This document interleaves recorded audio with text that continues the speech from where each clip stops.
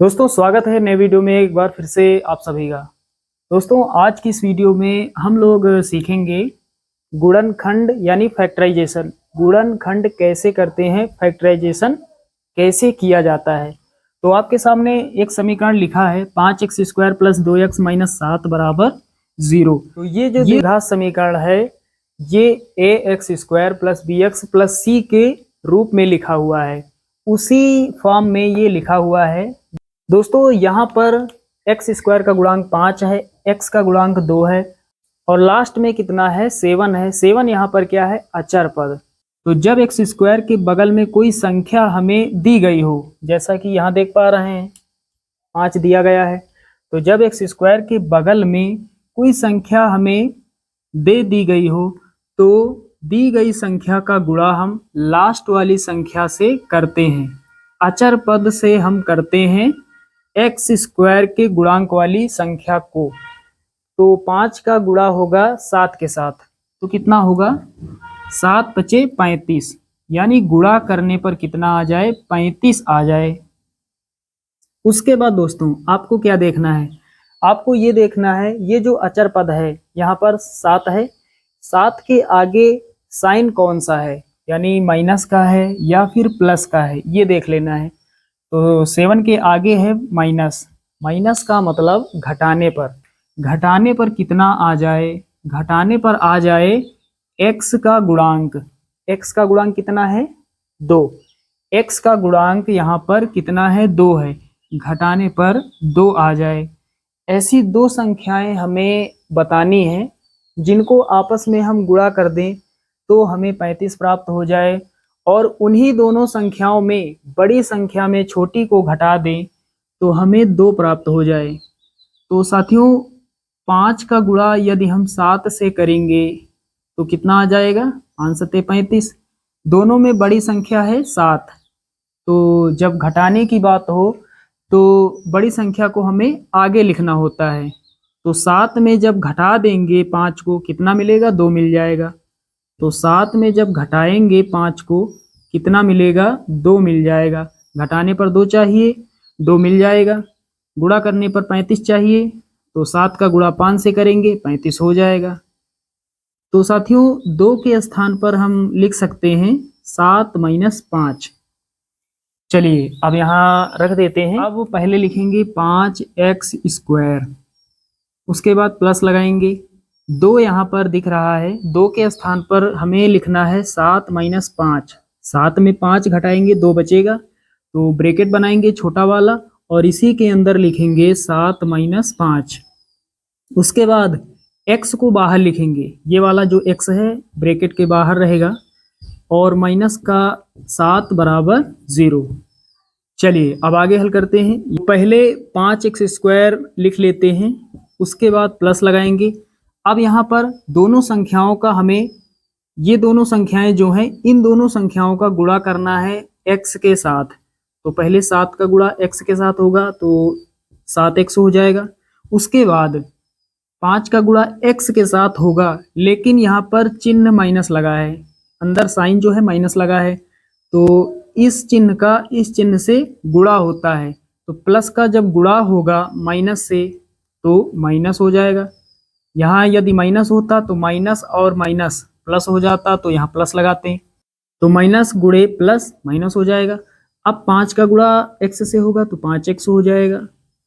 उसके बाद ये माइनस का 7 = 0। अब दोस्तों यहाँ आ जाते हैं, यहाँ पर 2 पार्ट हमें बना लेने हैं, एक पार्ट ये, एक ये।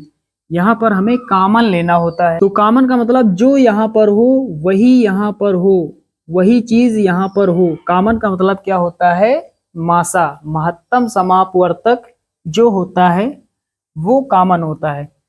तो यहाँ पर 5x² है और यहाँ 7x है, तो यहाँ से हमें कॉमन कितना मिलेगा।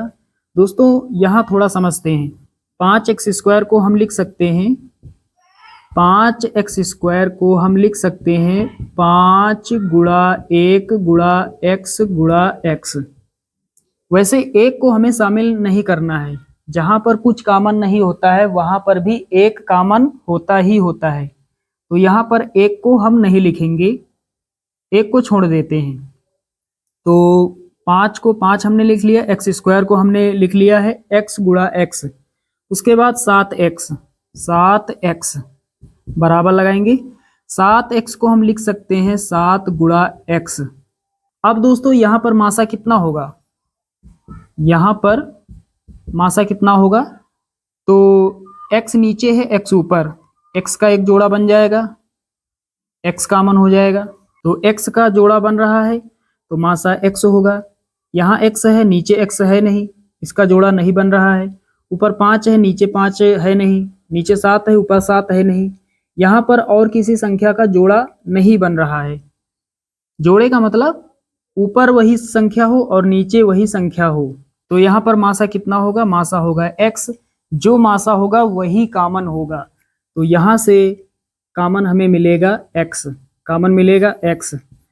अब दोस्तों x हमने कॉमन लिया, जितना कॉमन हम लेते हैं उतना कम करके लिखते हैं।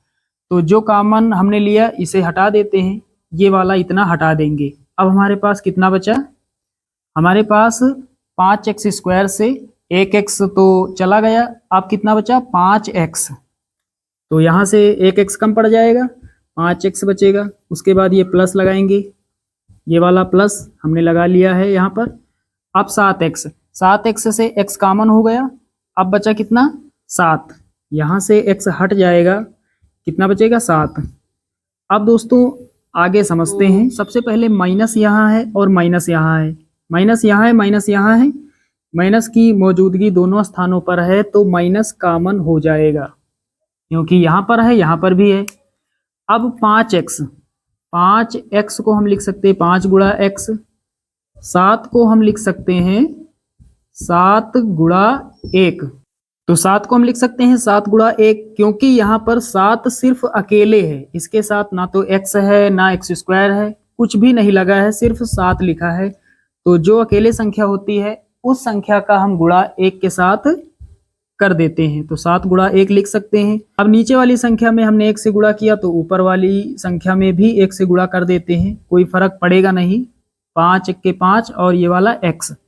अब यहाँ पर कॉमन कितना होगा, यहाँ पर मासा कितना हो जाएगा, यहाँ पर 1 नीचे है 1 ऊपर, और किसी संख्या का जोड़ा नहीं बनेगा।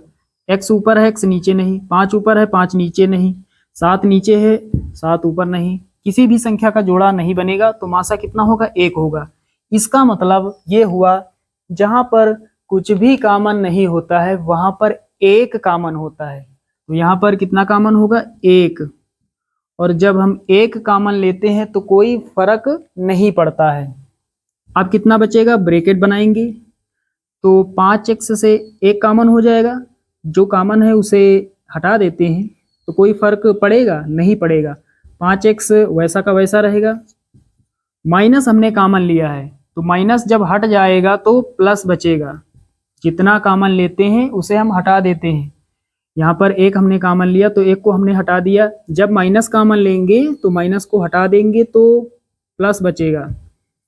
अब 7 यहाँ है, 1 हमने कॉमन लिया है तो कोई फर्क नहीं पड़ा, 7 का 7 रहेगा बराबर 0।